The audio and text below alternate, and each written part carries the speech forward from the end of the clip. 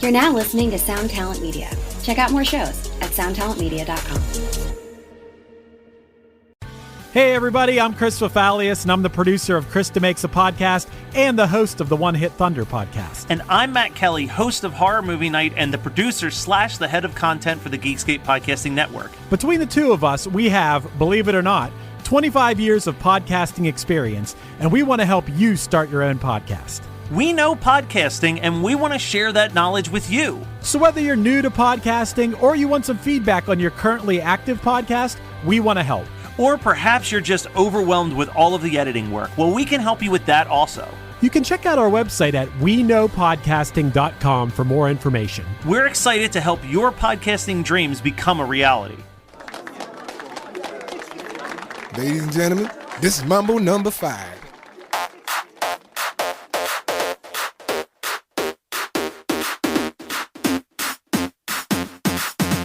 This week, we talk a little bit of Bega on the podcast with a little bit of Tessa as the guest. Tessa Markle is one of the hosts of Femme Regard, which is a podcast about highlighting female voices in the film industry. And she picked a song that's a list of names with Mambo number 5. We dive into Lou Bega's Mambos number 1 through 4 to decide if he brought the thunder or if the song was a little bit of blunder. And as I continue, you know they're getting sweeter. So what can I do? I really bag you, my lord. To me, flirting is just like a sport.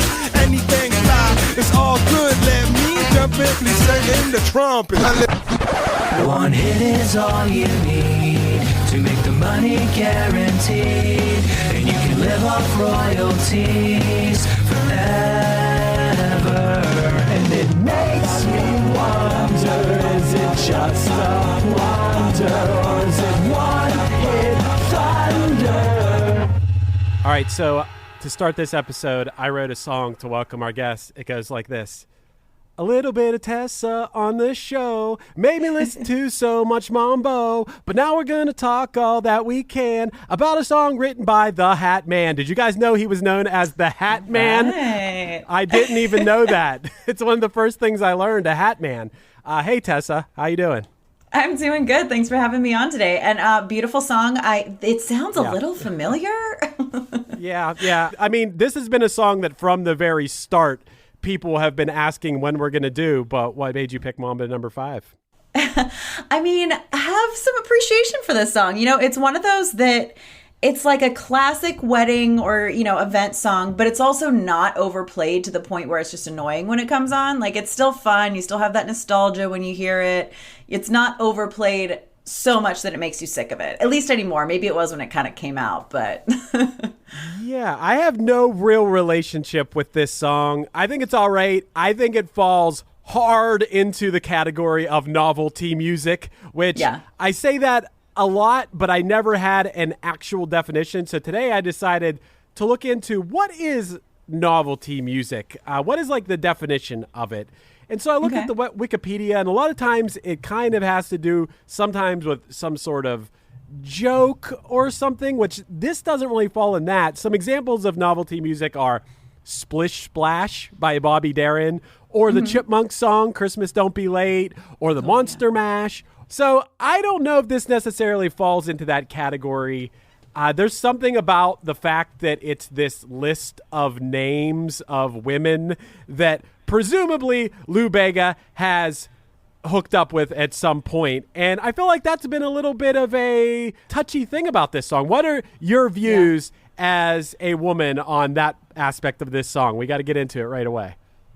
I mean, I guess, he's been interviewed and he's been asked, like, where do these songs come from? And he's never really been, like, super clear. He said, like, they're women from my past, like, not really going into any more detail than that. And I mean, hey, if I were one of those women and I knew that it was about me, I'd probably be a little offended by that. Like, oh, I'm just a random person from his past. But I know when this came out, which was 1999, so I was like at 9-10 years old, those middle school dances, like if you were one of the girls who was in the song, like you were the star while that song was on, you were in the middle of the dance circle of all of us awkward kids dancing.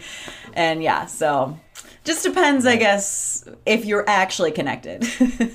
So while I was researching this, it was the first time I really sat down and read the lyrics. Like I can, when it's on, I'm like singing along with it, but I'm not really thinking about what the words are. And I think for the longest time, I've agreed with Chris. I always thought that this song was just like, and here's a list of every girl I've ever been with. But looking into the lyrics more, it seems like, and I'm going to pick one lyric specifically from the bridge, where he says, I do all to fall in love with a girl like you.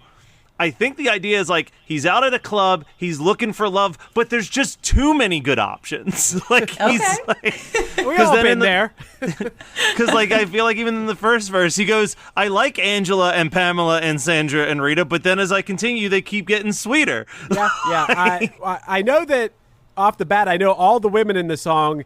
Their name ends with an A. Tessa, you had to be so disappointed.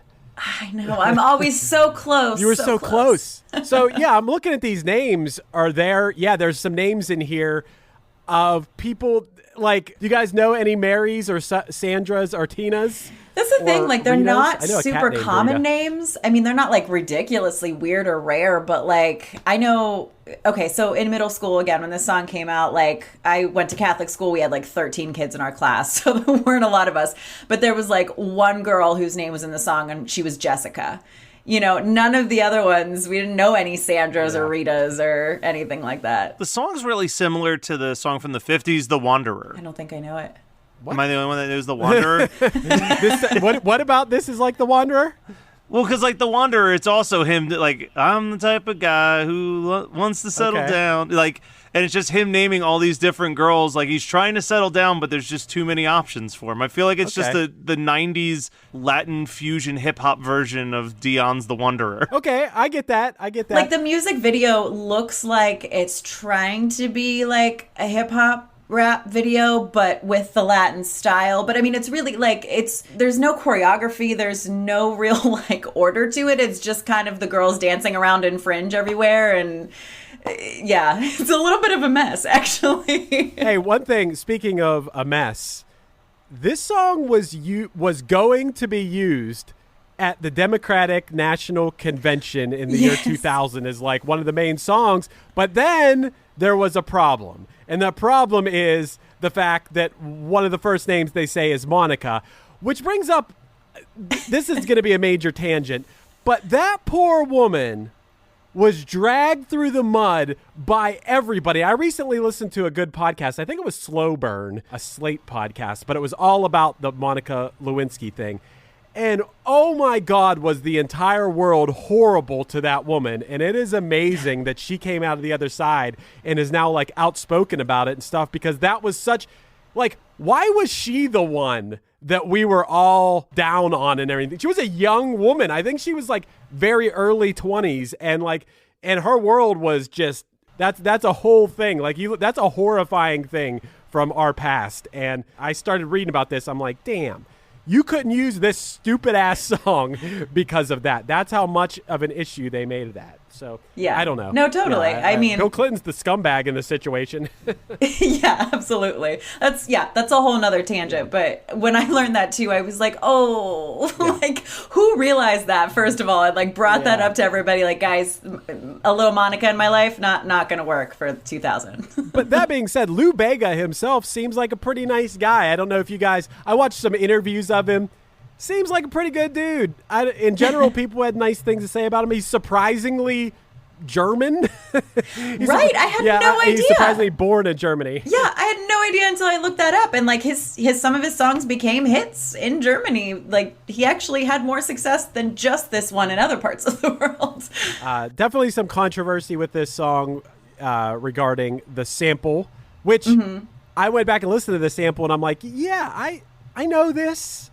But did I know it, or do I just think I knew it because I've heard this song so much? I think I know it. Right. I think I knew that song. The artist who did the original Mambo No. 5 did a lot of a lot of his old records were used whenever you heard like Latin music in the movie Office Space. It was all that particular musician.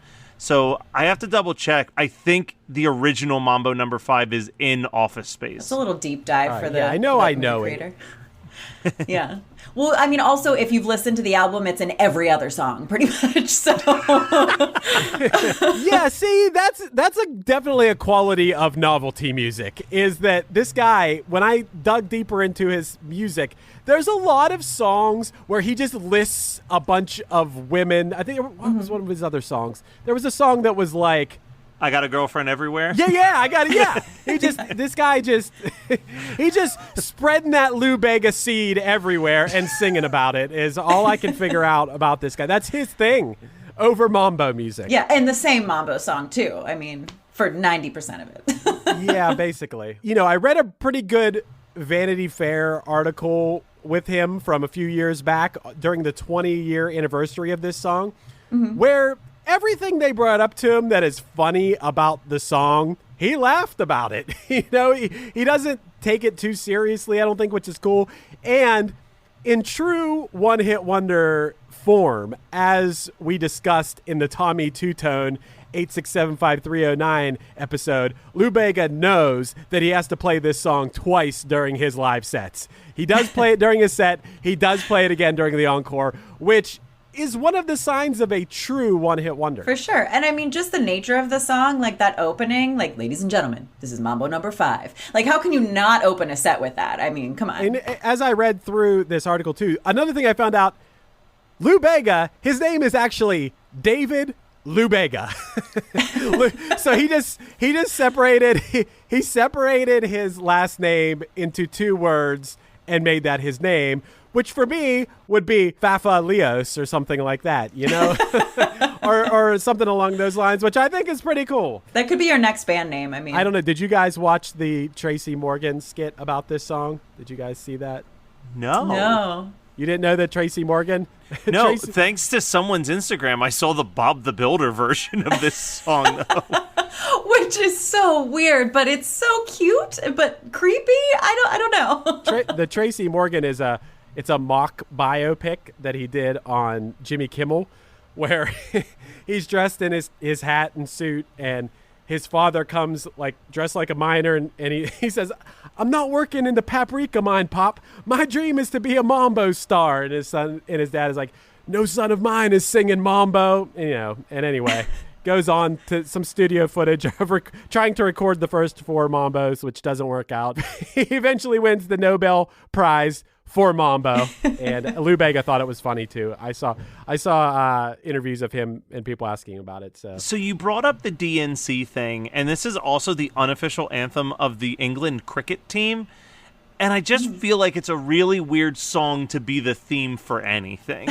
Yeah, I don't know. Like, it's such a feel-good song, but it's not really like a pump-up song. Like, you know, to really like get a crowd going for like any sort of sports, like cricket or regardless. But it is a feel-good song. That's why I think it's good for like, you know, weddings and events where we just have like white people of all ages dancing. Like Tub Thumping in Blur song 2, this is not. Hey, Matt, an interesting thing about this song, which we've talked about, you know, we'll bring Tessa up to speed on this, is there's this interesting period of time, late 90s, early 2000s, where all artists and music that was happy music got absolutely just knocked out of the picture after 9/11. And Lou Bega's second album was scheduled to come out around that time, and then obviously it just got, you know, people weren't listening to happy music for a long time after that, and Lou Bega was a casualty of that. Yeah, I mean, I've listened to a little bit of Ladies and Gentlemen, which was his second album, and like I don't think that there was going to be a whole lot of bangers that came out of it. Regardless, his first single off of it was just him covering Just a Gigolo by Louis Prima, which is very on brand for Lou Bega. Something I got excited about regarding Lou Bega was, yeah, he does have some covers out there. And I saw one of them was Give It Up by Casey and the Sunshine Band. And I was like, nice, I love that song. That reminds me of roller skating. And then I went and listened to Lou Bega's version, and it wasn't good. It was just simply not good. I can't even explain it. It just sounded like... Was it set to mambo? Yeah, kinda. he just kind of butchered it. I thought he was going to kill it, actually, and he kind of butchered it. Then I listened to Sweet Like Cola, which is a song. It's a body-positive song for women sung by Lou Bega. But basically, somehow he's telling curvy women that he likes them because they taste sweet like cola, which I don't know how he got to that place. I don't know if that means that he assumes that larger framed women enjoy drinking soda pop and hence taste sweeter to him. I can't really put it together what his point was with Sweet Like Cola. Everyone's just going to have to take a listen and figure it out, because I really couldn't. But I feel like that's a theme. Like, he's not the only one that does stuff like that. Like, what's that one Mika song? Is it just called Big Girl? It's like, big girl, you are beautiful. But it starts out with like him sipping on a cola, you know? So there's that relation with like the pop and soda pop, wherever you're in the country. But there's that correlation there. Like, Lou Bega wasn't the only one. Yeah, true. This song came out. So what, Matt, is this 99, this song? This is 99, yeah. 99, okay. So, it peaked at number 3, November 13th of 1999. We are almost there. It's almost a new century. And the songs that were also in the charts at the time, just so we could get a little bit of perspective here, were Satisfy You by Puff Daddy featuring R. Kelly. I don't even know that song. And I do either. I hate to say it, but I was an R. Kelly fan, but I don't know that one. It was more of a Puff Daddy song than an R. Kelly song. But, like, no one remembers this song. Right. And the number 1 song in America at this time, like, wow, what a wild time for music. Number 1 was Smooth. Oh, another favorite, though. I get it. Yeah. I get it. Yeah. Like, if you told me that in July, 2 of the 3 most popular songs in America were Santana, Smooth, and Lou Bega, Mambo No. 5, I'd be like, totally. But, like, Thanksgiving weekend, when, like, not the weather I imagine for sitting around listening to, like, Santana with It's a Hot One, like 30 inches from the midday sun. They do sound like summer jams. I've liked Smooth more and more as the years have gone by. I think I didn't think anything of it when it was on. Then I think for a while there, I liked it just ironically because it was funny. And now I think I actually like it. And I think part of it is, do you ever watch those 2 kids on YouTube who listen to songs that have somehow never heard the songs before? Do you know what I'm talking about? The YouTube kids? First of all, somehow they haven't heard so many of the most popular songs ever. And second of all, they love every song when they hear it. And I watched the one where they listened to Smooth for the first time, and they loved it so much. And it just kind of made me like it more. And plus, I love the Santana featuring Michelle Branch songs. Both of them are on my everyday mix. I think those are just some of the most perfect jams ever. You put Santana and Michelle Branch together, every time it's a hit. We got to talk about the 2019 Scatman and Hatman team up. Tessa, did you listen to Scatman and Hatman together? Did you ever think it would happen? Did you ever think no. You were expecting it. I wasn't expecting it, but you know what? I was ready for it. You weren't aware of Scatman before today, right? No, I wasn't. How did you miss Scatman? That doesn't sound familiar. Does it ring a bell? It was in basketball. It did. Like when I heard it, I knew that little riff or whatever you want to call that, scat, I guess. I had heard that before, but I couldn't have told you who did it. I couldn't have told you when it came from or anything about it. I had just heard it, before, but. Ready for a head-bangingly good time? Dive into the world of heavy metal with the Brutally Delicious podcast. Here, we don't just talk music. We welcome you into our heavy metal family. Join us for candid chats with legends and rising stars. We go beyond the typical interviews, exploring raw emotions and the life-altering impact of heavy metal. So whether you're a diehard metalhead or just curious, join our family and let the headbanging begin with the Brutally Delicious podcast.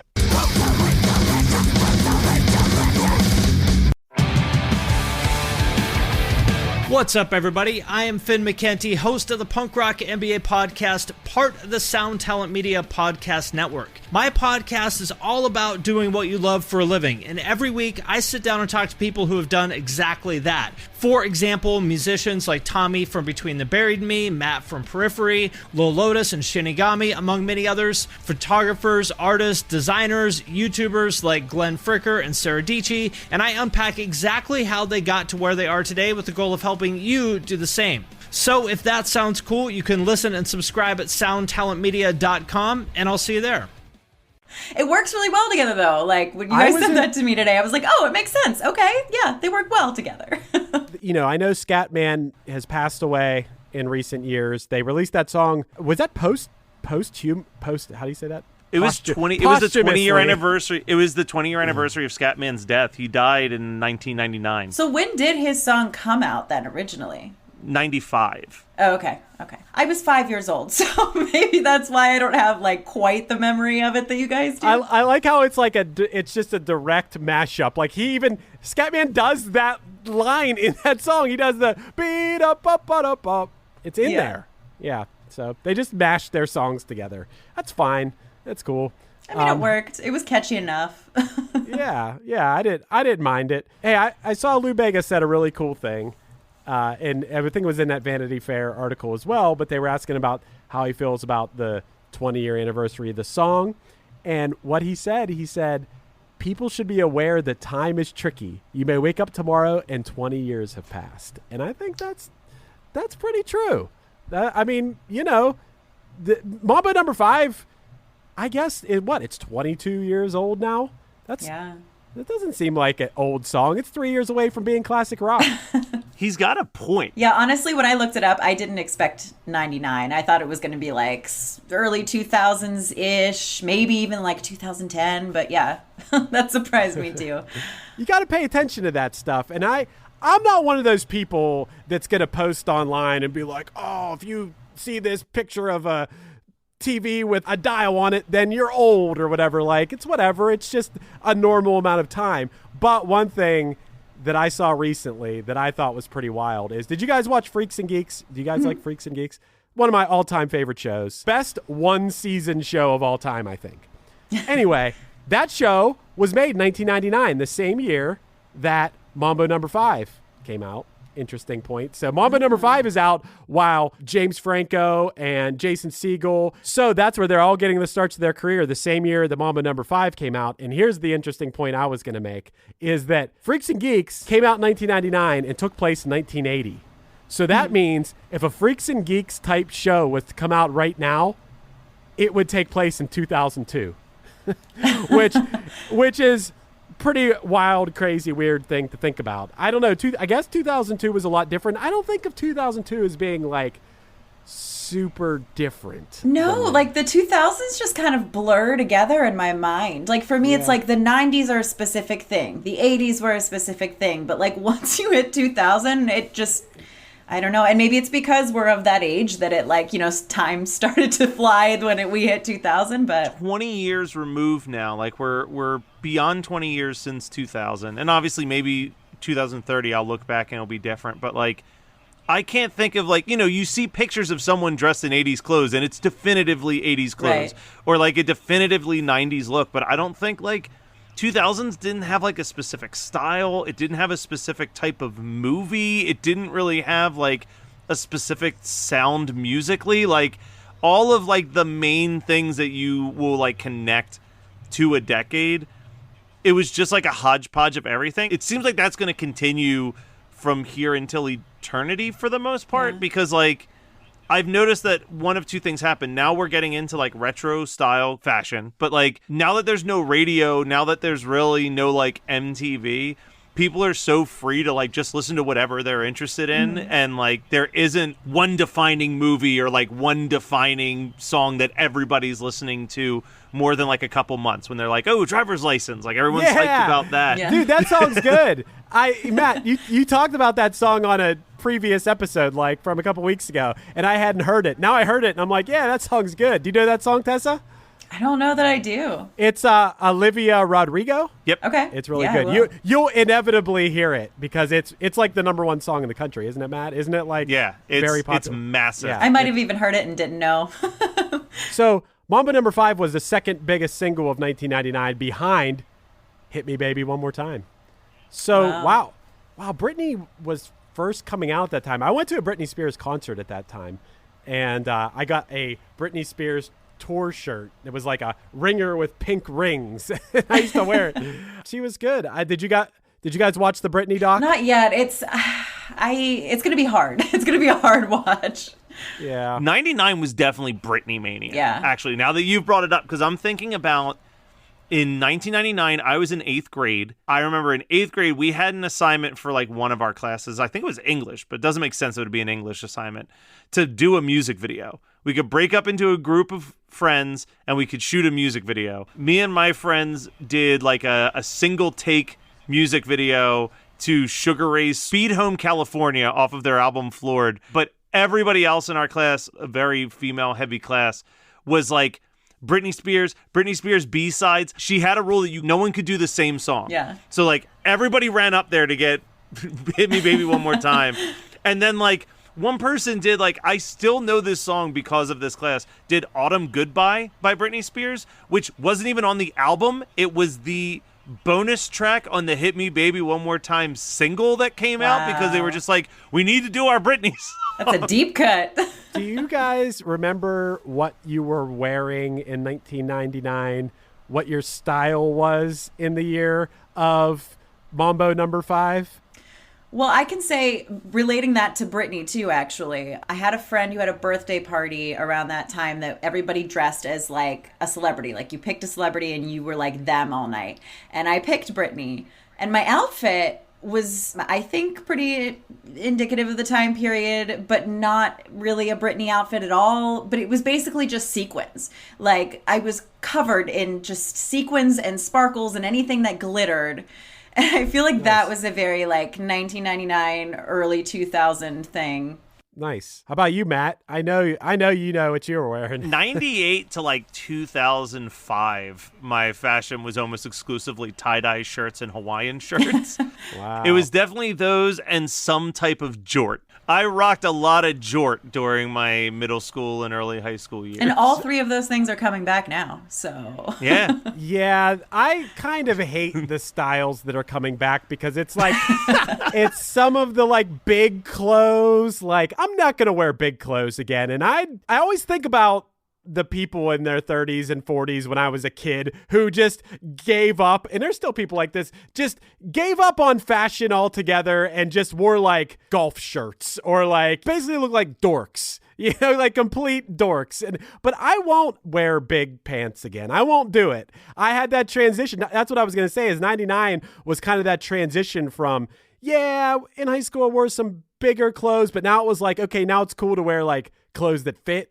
And I feel like I've gone down that road ever since, wearing clothes that fit, that were more on the like fitting side than huge. I would be content with, I don't like the, like when we're talking like the big clothes, like, you know, the jeans that the new metal guys wore, I was never into. But if the comeback of like 1999 2000s Blink fashion came back, like I'd be content with some like Dickie shorts and some popped collars. Like I didn't mind that look. Yeah, I guess I was part of that a little bit. I guess that is the difference. Is I don't think I would so much wear those Billabong shirts with the 3 stripes across the middle anymore, or the socks the black socks up to my knees. I don't think I would do that, or the Dickie shorts. Yeah, it's funny when I look at old Punchline photos, we all wore big Dickie shorts, and I don't think I would do that again. But like that is a thing now. I mean, as long as you like get specific with it and really wear, you know, the outfits that you would wear back then, like that's hipster fashion now.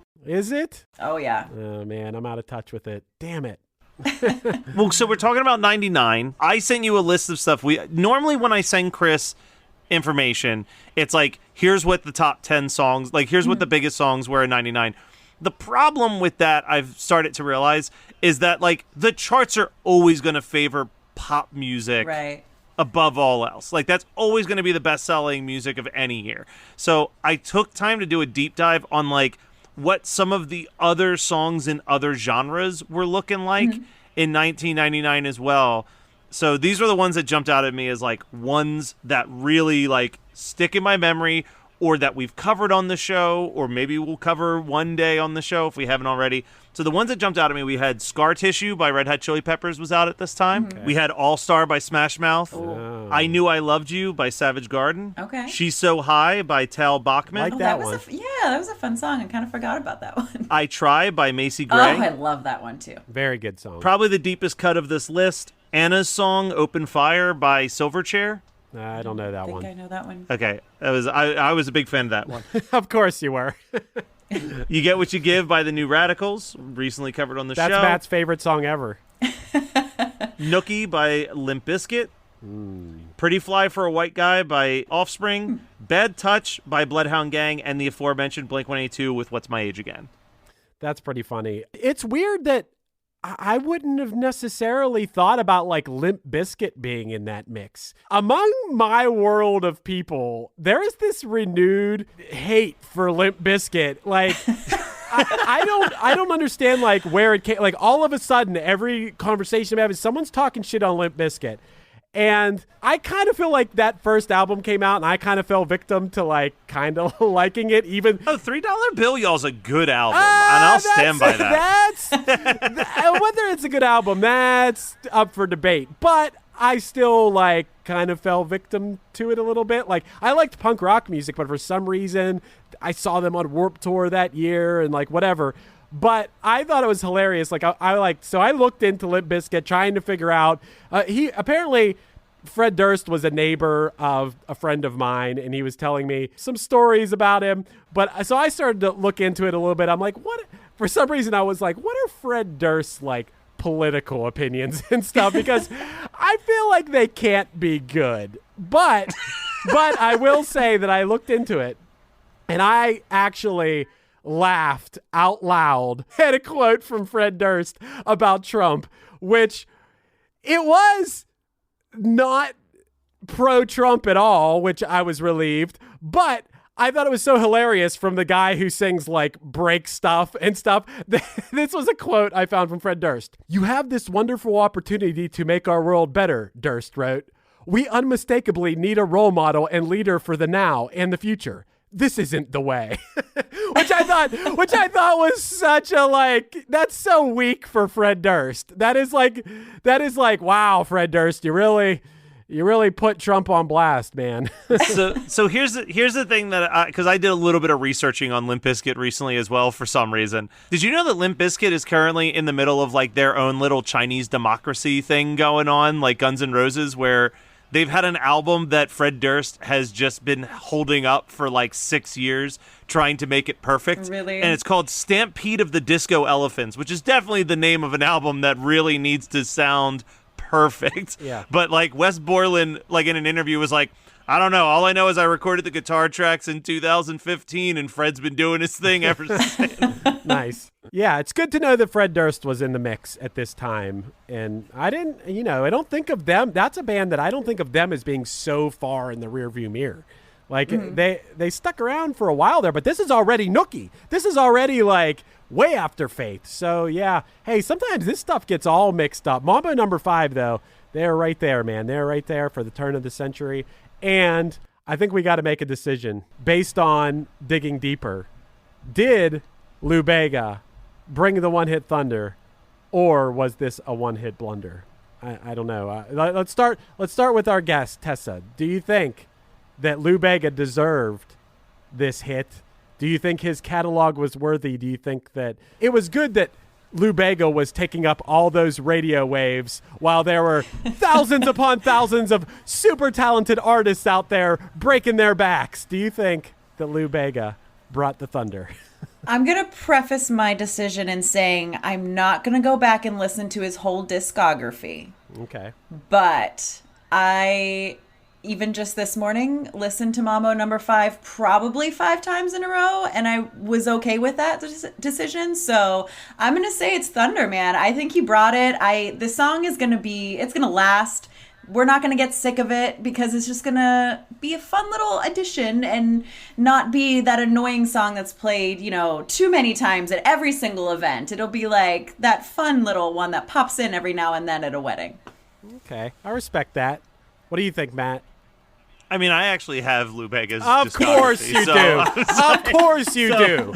So of course it's the Thunder for me. Jesus. Matt, I want to know what don't you like? There's really, I hate saying this because it sounds cliche, but like outside of maybe like modern bro country, I have yet to find like a genre of music that I haven't found at least a handful of artists that I was really into. All right. So you say Lou Bega's Thunder? Yeah, of course. I'm the positive guy on the podcast. I would say as far as novelty music goes, I was dreading digging into this, and yeah, I didn't like any of his other songs. But Mambo No. 5, once I put it on, I was like, okay, I actually don't completely hate this. This is okay. There's a lot worse. There's a lot worse things that could be on, and also, when I dug a little deeper, he seemed like a pretty nice guy. Like, didn't take himself too seriously. It's not like Lou Bega's like, oh, fuck Mambo No. 5. I wish people would respect me as an artist. He kind of knows what he is. And once again, I don't think, I said this jokingly to you, Tessa, but in actuality, if it wasn't Mambo No. 5 in all those spots on the radio or wherever exposure, it would have been some other dumb ass song. So yeah, I'll give him Thunder. I'll say Thunder too. I think it's unanimous that this is a one-hit Thunder. And Chris, this does have something that you've talked about before as being a thing that you like, or at least that you want to create for yourself. But this is a song that has instructions on how to do the dance in the lyrics. This is true. I don't know if I'd really call it a dance, but I mean, there are instructions. Yeah. Yeah, you jump up and down, and then you move it all around. Yeah, there's a couple other more specific things too, aren't there? Isn't there like shake your head to the sound, then put your hand on the ground. You take a step to the left, and then one to the right, one to the front, but then one to the side. Clap your hands once, then clap your hands twice. And if it looks like this, then you're doing it. Yeah, that's pretty specific. I never tried it. But so you jump up and down, move it all around, shake your head to the sound, put your hand on the ground. I mean, that's very specific. That's like... I think Chris Fafalio's Halloween Party 2021, we got to get a whole room to do the Mambo No. 5. Yeah, so we're really holding on hopes that this Halloween party is going to happen in 2021. But if it does... Yeah, I mean, Mambo No. 5 it's a possibility now. Yeah. All right. I hate to say it. This song's going to live on after we are gone. Oh, for sure. Tessa, before we go, you've got a podcast on the same network as ours, so why don't you talk about it real quick? Welcome to the network. Thank you, guys. Yeah, we are Femme Regard Podcast, and we're a show all about independent filmmaking, everything from writers and actors and producers to the music side and the legal side and just everything in between. And we're on all the major platforms, including YouTube and now Geekscape with you guys. And yeah, we also are just on all the social medias, just at Femme Regard, so give us a follow. Hell yeah.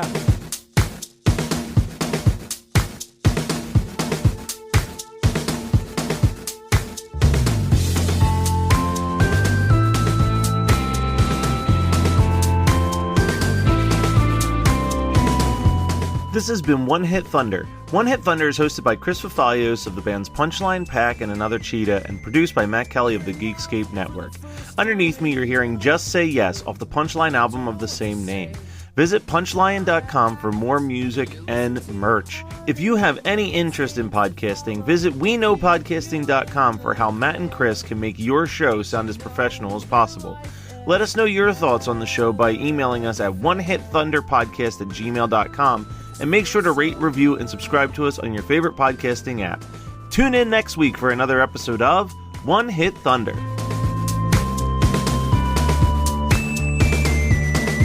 So then you pour out yourself into an empty cup, but little did you know it never would have filled up. You're feeling a void and they're flying from your questions like, do you feel the same? And they say, babe, we're on board. You're listening to the Geekscape Network.